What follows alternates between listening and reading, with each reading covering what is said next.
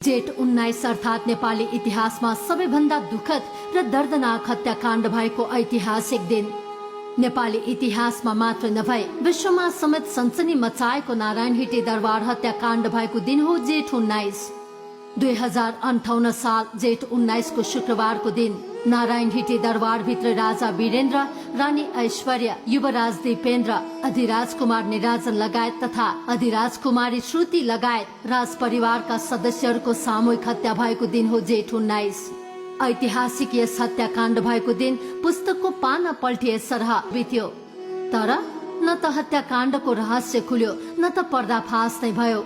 हत्याकाण्डको समयमा देशका प्रधानमन्त्री पदमा रहेका तत्कालीन प्रधानमन्त्री गिरिजा प्रसाद कोइरालाले हत्याकाण्डबारे खासै केही नबताए तापनि हत्याकाण्ड नियोजित भएको भन्नेसम्म जानकारी गराएका थिए।